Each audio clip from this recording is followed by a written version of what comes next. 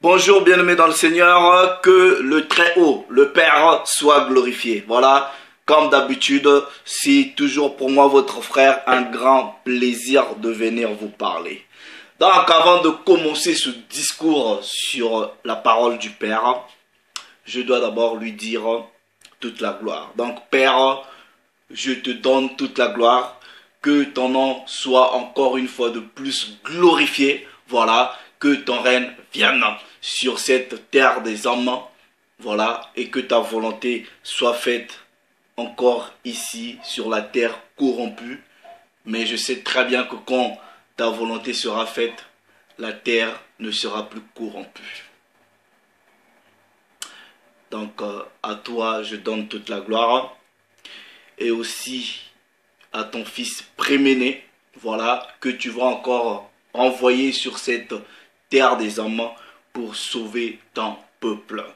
Donc au Christ de Dieu, au Mashiach, à ce préméné-là, à ce roi du peuple élu, ces Bantous, ces Israélites, je dis un double honneur, parce que c'est notre sauveur que le Père nous avait envoyé. Donc toi, frère, sœur, partout où tu es, au travers le monde, je te dis de tout cœur un grand merci pour ces quelques minutes. Voilà, nous allons parler, comme j'avais fait la promesse, et le Père a voulu. Voilà, je vais faire une continuité, une suite à la vidéo que j'avais postée hier, où je vous ai expliqué, en fait, qui était parmi les tous, dans le verset de Hébreux chapitre 13, verset 14, qu'on dit que le mariage soit honoré de tout ça. Maintenant, aujourd'hui, je vais donner la suite du verset, ok, pour vous parler du mystère du lit conjugal sans souillure et ses trois dimensions. Voilà, mystère du lit conjugal sans souillure et ses trois dimensions. Maintenant, je fais juste une petite précision. Si toi qui vas prendre le temps de m'écouter, si tu n'as pas une sensibilité spirituelle, si tu n'as pas une conscience spirituelle, ça ne sert à rien de suivre cette vidéo, parce que là, ça va être un peu plus d'un autre niveau, ok? Si tu comprends les choses de Dieu terre à terre, ok? Donc voilà, ça ne sert à rien, parce que là, on va rentrer dans une autre dimension des Écritures. Parce que la parole dit, en tout cas, je m'adresse ici à ceux-là qui ont cette conscience spirituelle, qui ont cette connexion spirituelle, qui ont cette... ils sont sensibles aux choses spirituelles. C'est à vous que je vais m'adresser. Parce que c'est à vous, comme la parole dit, à vous il a été donné le pouvoir, la puissance, l'autorité, le moyen de comprendre les mystères du royaume. Vous voyez, aux chiens, on leur parle en parabole pour qu'ils ne comprennent pas. Ils ont les oreilles, ils ne comprennent pas, ils n'écoutent pas, ils ont les yeux, ils ne voient pas. Donc, ce n'est pas aux chiens, voilà, que je vais parler, mais c'est à ceux à qui le Père lui-même a donné le pouvoir de comprendre les mystères de la parole et du royaume. Donc, nous allons, par la volonté du Père, parler du mystère du lit conjugal sans souillure et ses trois dimensions. Ok? Donc, premièrement, nous allons dans Hébreux. Ok? Hébreux, j'avais déjà donné quelques breakdowns, quelques explications de la première partie en fait du verset. Ok, là je vais continuer la deuxième partie, mais je vais parler du mystère du lit conjugal sans souillure.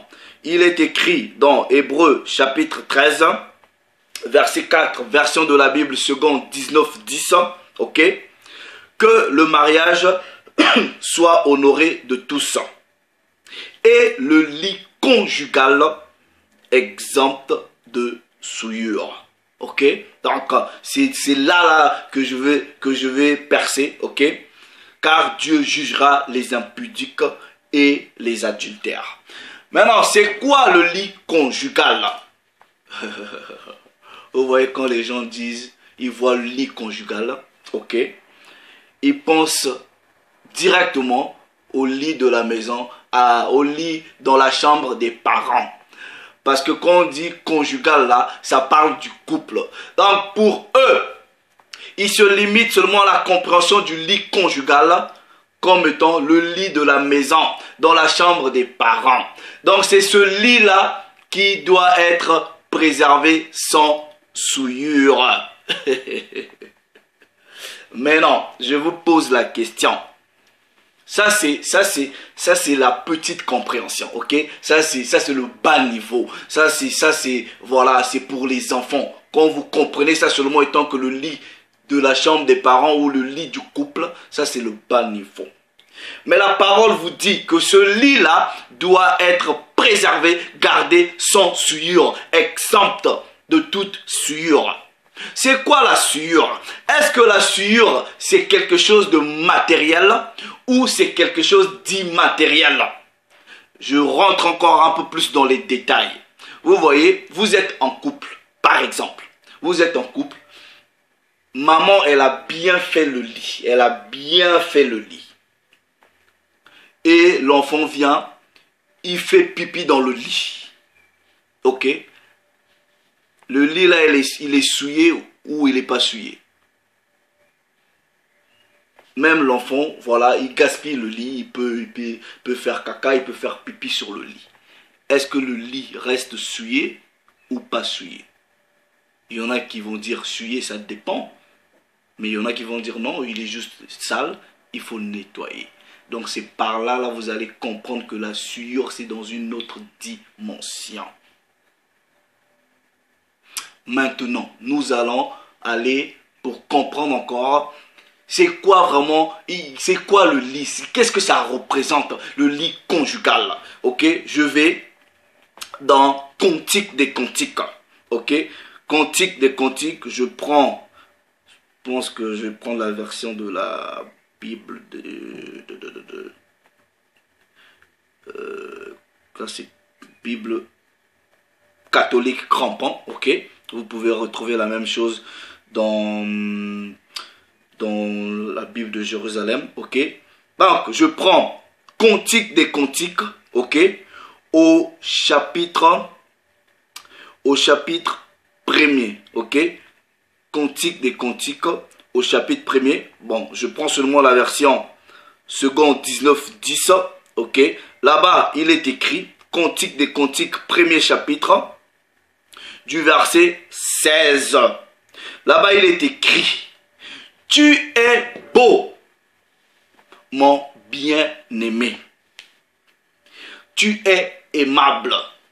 On met un point d'exclamation. On continue en disant: notre lit, c'est quoi? C'est la verdure. Notre lit, c'est la verdure.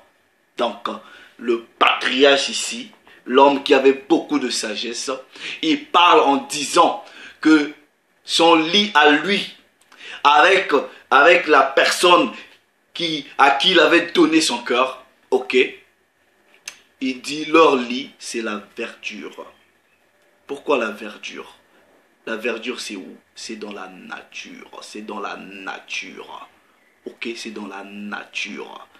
Pourquoi le lit de Salomon ici devrait être premièrement dans la nature? Tout simplement parce qu'au commencement, quand l'union d'Adam et Ève s'est produite, ok, vous pensez qu'ils avaient les lits, comme vous dites, Louis, je sais pas combien, ils ont des noms là, je sais pas, Louis XIV, vous pensez qu'ils avaient des lits comme nous? Le tout se passait dans la nature. C'est pour cela le patriarche a eu conscience de cette réalité. Il est reparti au commencement et il a compris que ceux qui ont commencé le véritable amour, c'était dans la nature. Et il dit ici que notre lit est la verdure. Vous voyez, est la verdure. Maintenant, vous voyez, si par exemple vous êtes un couple, vous voyagez, ok? Vous partez quelque part, vous louez une chambre d'hôtel. Vous pouvez faire tout ce que vous voulez, ok? Mais est-ce que le lit sur lequel vous couchez là, à l'hôtel, c'est votre lit de la maison? Non, parce que vous ne savez pas celui qui a, qu'est-ce qu'on a fait sur le lit que vous occupez dans votre chambre d'hôtel. Vous voyez? Maintenant, quand ce lit-là que vous louez devient de façon temporaire, momentanée, votre lit, ok, sur lequel vous avez peut-être des rapports sexuels pendant un séjour, ok, quand vous quittez là, quelqu'un d'autre vient, il a des rapports sexuels sur ce lit, est-ce qu'il a souillé le lit conjugal ou pas? Donc, vous allez comprendre déjà, je suis en train de vous ramener sur le caractère immatériel du lit. Ok? Ne vous figez pas seulement sur le lit que vous voyez là, le lit de la maison. Ce lit-là va représenter autre chose. Ok? Le lit conjugal va représenter autre chose. Nous allons dans Cantique, ok? Cantique de Cantique. Vous voyez, Salomon il dit que notre lit c'est de la verdure. Ok? Maintenant, à qui il s'adressait en disant notre lit c'est de la verdure? Nous allons dans Cantique des Cantiques, je prends la version de la Bible catholique crampon. Cantique des Cantiques, ok? Au chapitre 6. Au chapitre 6, à partir du verset 8.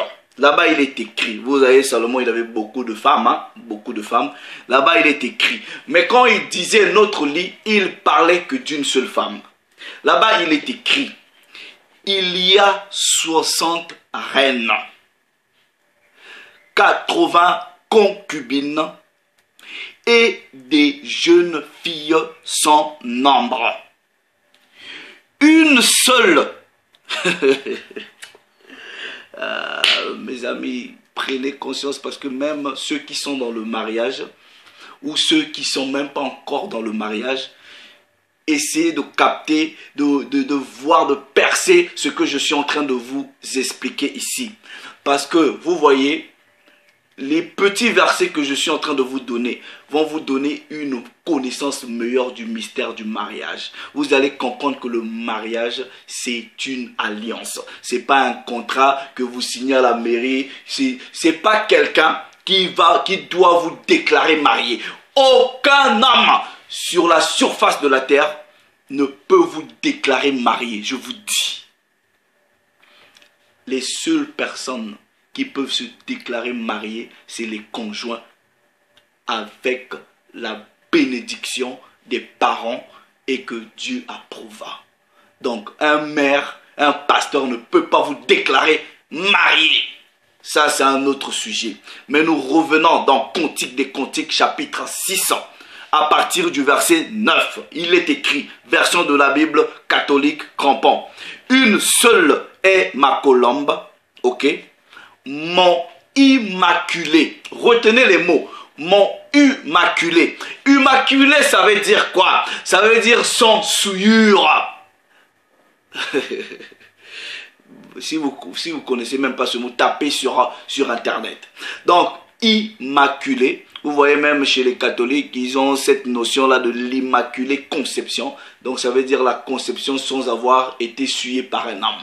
Ok, selon eux. Mais l'immaculé néanmoins, ok, c'est sans souillure. Il dit ici, une seule est ma colombe, mon immaculé. Elle est l'unique de sa mère, la préférée de celle qui lui donna le jour. Maintenant, regardez, les jeunes filles l'ont vue et l'ont proclamée bienheureuse. Les reines et les concubines l'ont vu et l'ont loué. Donc ça veut dire quoi? Que le patriarche, malgré qu'il avait plusieurs femmes, mais il n'y avait qu'une seule qu'il avait trouvée immaculée, la précieuse. C'est pour cela là, quand nous allons dans Proverbe chapitre, comme je vous ai dit, il y a femme et femme, mes frères et sœurs, il y a femme et femme, ok? Vous voyez dans le christianisme, les gens récitent des versets comme ça, sont rentrés dans le mystère même des versets. Il est écrit dans Proverbe chapitre 21, au verset 29, version de la Bible, seconde 19, 10. Plusieurs filles ont une conduite vertueuse. Mais toi, tu les surpasses toutes. Donc c'était cette femme-là. Ok, celle que le patriarche Salomon avait trouvée immaculée. Dans Proverbe, il dit, il y a des reines, tout ça là, et même ces reines-là ont reconnu en cette femme-là le caractère immaculé, sans souillure. Et ça là, c'est physique, spirituel et astral. Maintenant, je vais. Donc, même les rivales ont reconnu. C'était pas n'importe quelle femme. Elle était pure, elle était immaculée. Cantique, cantique des cantiques, ok? Cantique des cantiques, au chapitre maintenant 8, ok? Au chapitre 8, regardez ce que la parole dit. À partir du verset 8. Non, ouais, à partir du verset 8. Vous allez maintenant comprendre celle que le patriarche avait choisie parmi toutes les vertueuses. Où il dit, beaucoup sont vertueuses, mais toi tu la surpasses. Donc quand un homme fait le choix d'épouser une femme, en réalité, il choisit parmi des milliers de femmes. Et cette règle-là, les patriarches n'ont pas échappé à cette règle. Et ici, il est écrit, nous avons, au verset 8, nous avons, vous allez comprendre que ce n'est pas n'importe quelle femme, nous avons une petite sœur qui n'a pas encore de mamelle. Que ferons-nous à notre sœur le jour où on la recherchera? Donc les grands frères disent, on a une petite sœur, comprenez les frères. Mais quand un homme viendra maintenant pour l'épouser, qu'est-ce qui va se passer? Ils disent maintenant, si elle, cette sœur-là, est un mur, comprenez les mots, ok? On vous dit qu'une femme, une jeune fille est un mur. Est un mur, ça veut dire quoi? Si elle est un mur, nous lui ferons un couronnement d'argent. Attendez, parce que... attendez. Voilà. Si notre sœur est un mur, vous voyez le mur, comme ça, barrière, on va lui mettre une couronne. Ça veut tout simplement dire, elle a honoré la famille parce qu'elle était pure, vierge, non souillée. Ok? C'est ce que ça veut dire. Mais non, les frères disent, si elle est une porte. Donc en gros, un passoire. Un passoire, une porte, ça veut dire qu'il n'y a plus le caractère immaculé. Il y a déjà un passage illégal. Ok? Qu'est-ce que les frères vont faire? Nous la fermerons avec des haies de cèdre. Donc on peut pas la donner à un homme tout simplement parce qu'elle va porter la honte sur la famille. Donc on doit la cacher parce qu'on sait consciemment que c'est pas ça. Donc encore une raison de plus. Vous voyez, vous qui donnez vos filles au mariage, si tu sais que ton enfant, non pas seulement sur le point de la virginité, si tu sais que ton enfant c'est pas bien, elle est mal éduquée, c'est pas quelqu'un, tu vas aller faire honte à ta propre famille, parce que quand elle va aller dans la famille du mari là-bas, c'est la honte. Ok? T'es né à la vertu de la famille. Parce que une femme, une fille quand on l'épouse, elle devient l'ambassadrice de ta famille. Toi, père, ne marie pas ta fille n'importe comment. Si tu sais que ta fille là va t'apporter honte, rééduque-la encore. Rééduque-la. De sorte que quand elle va partir, ok, qu'elle fasse quand même la fierté de la famille. Donc les frères ici avaient compris en disant notre sœur, si elle est un mur, mais si c'est une porte, on ne va pas la laisser partir. Est-ce que vous comprenez? Maintenant, je rentre maintenant pour vous expliquer qu'est-ce que c'est que le lit conjugal. Vous avez déjà compris que la dimension physique n'a rien à voir avec la souillure. Ok? Je vais dans Jérémie. Ok? Jérémie chapitre 3. Jérémie chapitre 3. Je vais donner des versions ici. Si vous n'en avez pas, ok, vous pouvez télécharger. Jérémie chapitre 3 du premier verset. Version de la Bible de la liturgie. Là-bas, il est écrit. Si un homme renvoie sa femme, ok, on dit sa femme, et qu'elle s'en aille de chez lui pour appartenir à un autre. Moi j'aime faire la lecture biblique, j'aime lire ça là, ça me ouf. Si un homme renvoie sa femme et qu'elle s'en aille de chez lui pour appartenir à un autre, ok, peut-il encore revenir à elle? Mais non, est-ce que vous comprenez les mots? Regardez.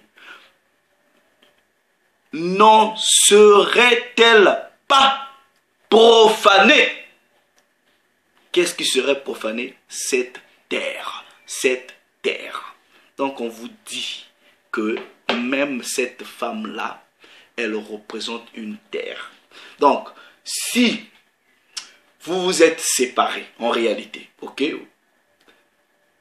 La séparation selon la parole de Dieu, elle est confirmée, ok, par une lettre de divorce.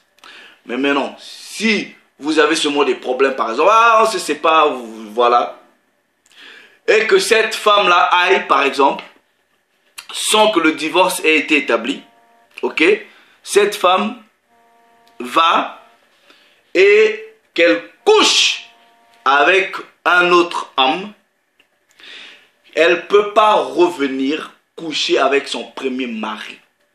La parole vous dit que cette femme, elle représente une terre. Et on dit que cette terre va être profanée. Donc, le caractère sacré de l'union, de l'alliance est souillé. C'est ce que ça veut dire. Donc, par là, vous allez déjà comprendre que je vous ramène petit à petit à comprendre que l'homme et la femme, c'est eux qui vont représenter le lit. Ok? Ce n'est pas quelque chose de matériel. Le lit, ce sont les conjoints. Ok? Je prends la version de la Bible second 21. Il est écrit, si un homme renvoie sa femme et qu'elle le quitte pour devenir la femme d'un autre, cet homme retournera-t-il encore vers elle? Le pays lui-même ne sera-t-il pas souillé? Mais comment un pays peut être souillé parce qu'une femme, voilà, tu t'es séparé, elle est partie aller coucher avec un autre homme? Non, parce que vous voyez, le pays là, le lit là, ça représente l'union sacrée, ça représente l'alliance, ça représente le mariage. Ok, c'est dans les versions anglaises on dit land, c'est-à-dire terre. Donc c'est un jardin, c'est une propriété privée que nulle personne n'a le droit d'aller manger dans ce jardin-là. Est-ce que vous comprenez? Parce que si quelqu'un d'autre rentre dans ce jardin, il a souillé. C'est fini, c'est plus sacré. Ce pays-là, cette terre-là. Et ce lit-là est désacralisé, est souillé. Version de la Bible, parole de vie. Version de la Bible, parole de vie. Le Seigneur a dit, supposons qu'un homme renvoie sa femme et qu'elle le quitte et devient la femme d'un autre. Est-ce qu'il a le droit de la reprendre comme femme? Non. En effet, le pays deviendra impur à cause de cela. Vous pensez que le pays là, c'est comme on dit Congo, l'Angleterre, ça va devenir empire parce qu'à cause de l'adultère ou fornication? Non, c'est l'union, c'est ce qui a été sacré qui devient impur. Maintenant, version de la Bible, Pierrot, Clamart et Liénard, il est écrit: si un homme repudie sa femme et qu'elle s'éloigne de lui et devienne la femme d'un autre, retournera-t-il encore à elle? Une telle femme n'est-elle pas complètement profanée? Profanée, donc souillée. Une telle femme est souillée. Voilà. Donc, vous voyez, le lit là, c'est la personne. Donc, en gros, ça veut dire quoi? Quand vous êtes dans une union, ok? Maintenant, je donne un exemple. Je suis avec ma femme dans la maison. On est dans une union de mariage. Je quitte la maison. Je vais coucher avec une autre femme. J'ai essuyé le lit conjugal, oui ou non? Répondez-moi. Quand dans une union de mariage, dans une alliance de mariage, je ne vais pas parler de l'alliance en termes de contrat que vos pasteurs vous font signer avec des papiers ou le maire à la mairie, non. Mais quand vous êtes dans une union sacrée, ok, de mariage, vous l'homme ou vous la femme, vous quittez ici, vous partez tremper votre mari, vous avez essuyé le lit, oui ou non? Ceux qui vont dire oui, vous avez essuyé le lit, que le Père vous bénisse. Ceux qui vont dire non, vous n'avez pas essuyé le lit parce que le lit de la maison reste toujours propre. Vous n'avez rien compris. Bref, 1 Corinthiens chapitre, je vais dans chapitre 7. 1 Corinthiens chapitre 7, version de la Bible, second 19-10. Là-bas, il est écrit à partir du verset 20. Pour ce qui concerne les choses dont vous m'avez écrit, je pense qu'il est bon pour l'homme de ne pas toucher de femme. Ok? Ça, c'est une version mal traduite. Bref. Ok? Maintenant, on dit ici: toutefois, pour éviter l'impudicité, que chacun ait sa femme. Que chacun ait sa femme.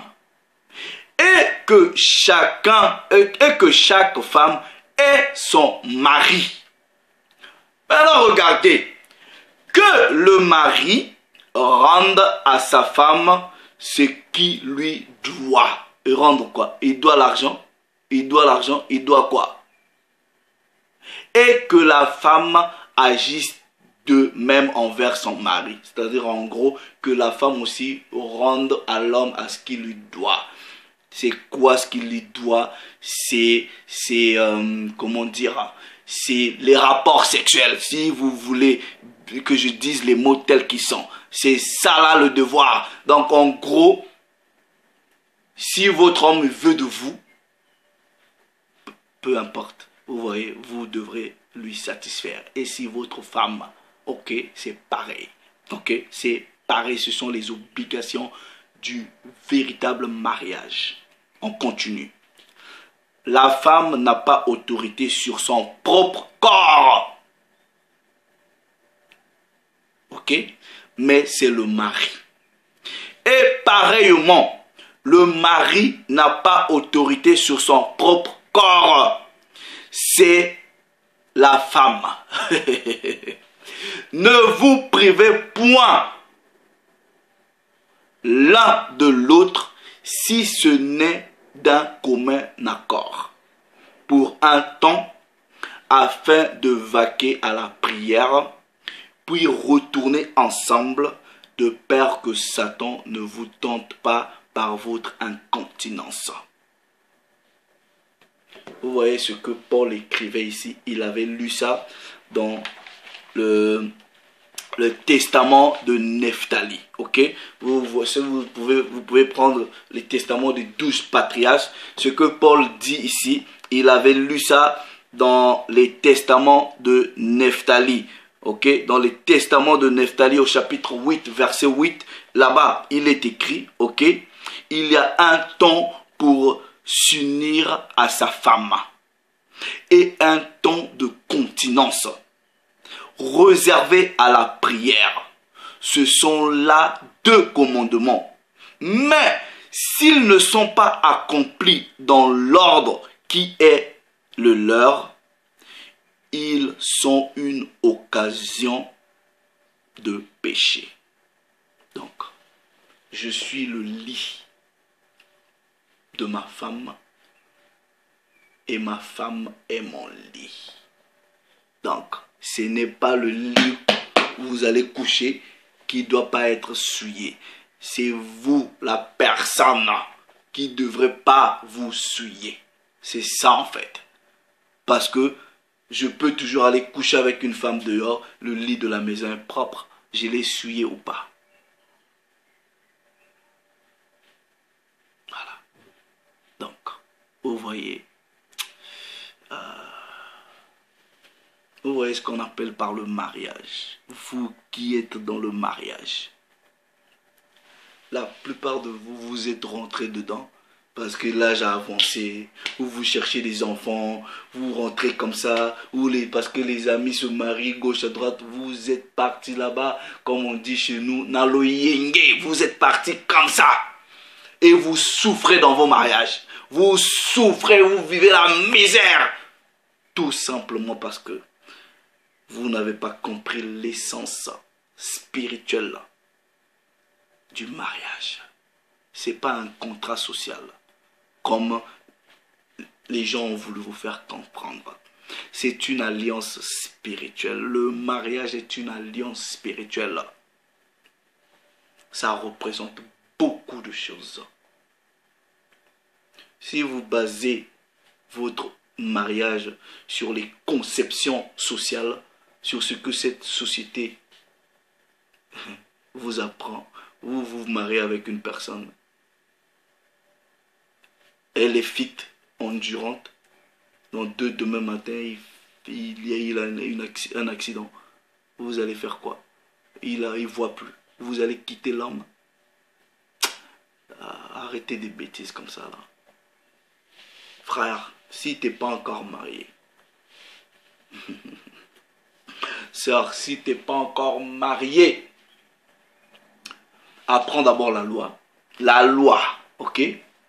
Quand tu auras appris la loi, les commandements du Père, ce qu'on ne vous enseigne pas dans le faux christianisme, parce que là-bas, tout est offert, tout est gratuit, tout est bien.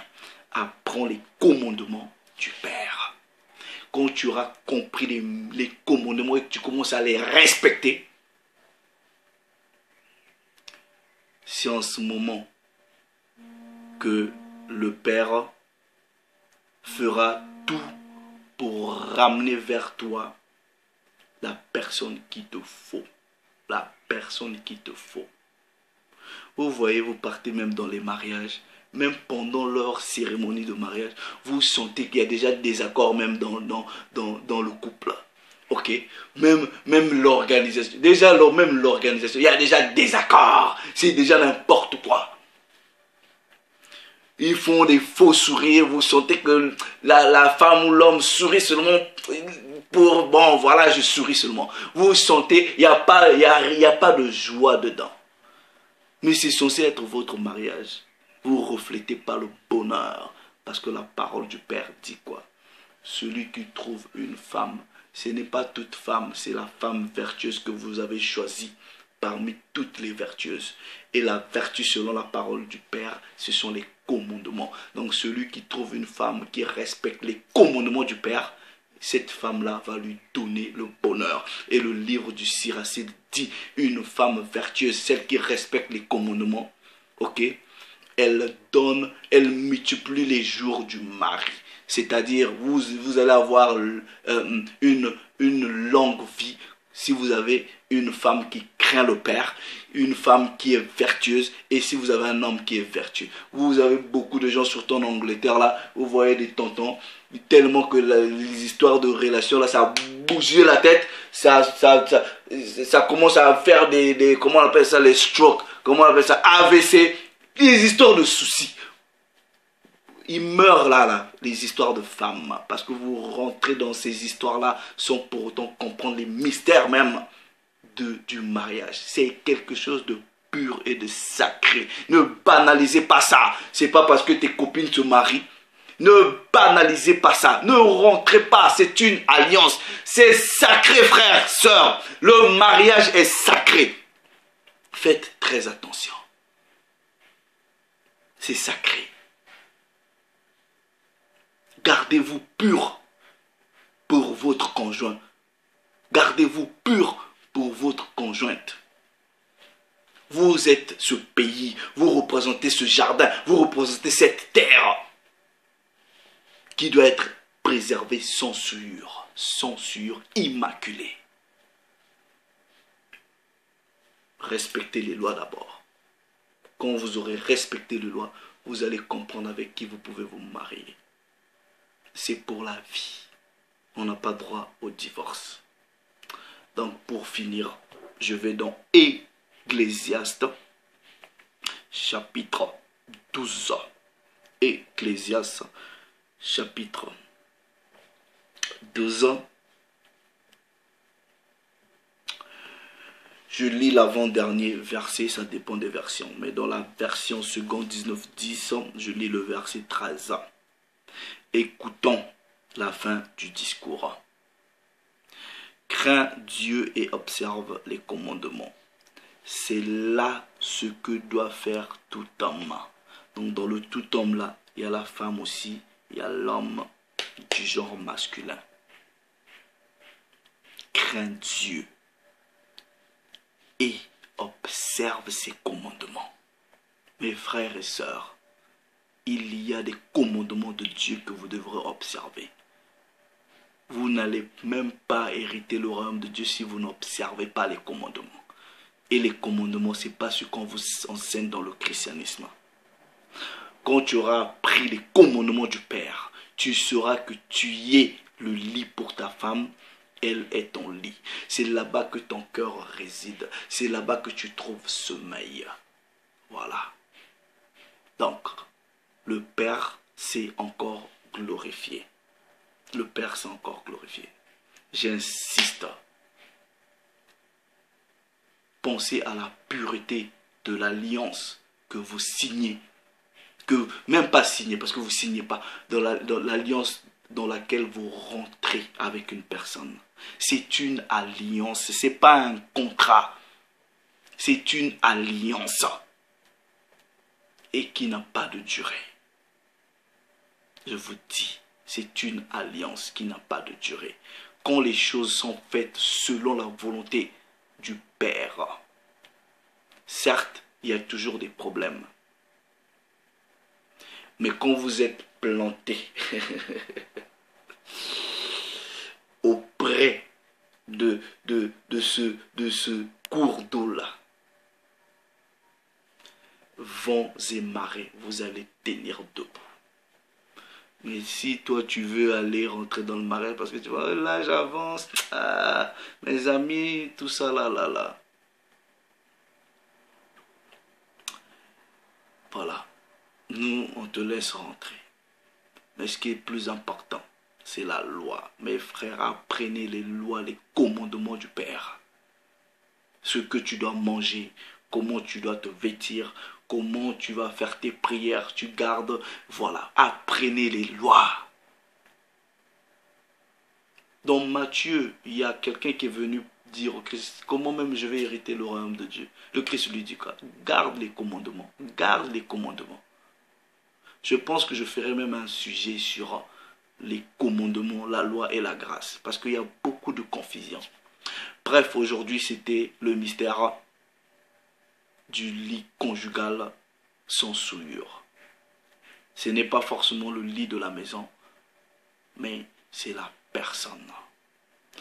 Préservez-vous pour vos maris, préservez-vous pour vos femmes. Le Père s'est encore glorifié. Salut les amis.